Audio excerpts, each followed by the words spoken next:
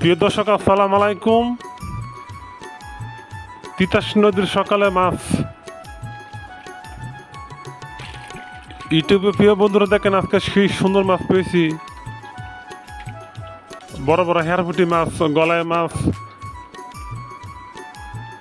বড় গুছি মাছ, গুড়া চিংড়ি, বিভিন্ন ধরনের গুড়া মাছ পেয়েছি আজকে। দেখেন ক্যারেটে মেঝে, মাশাল্লাহ।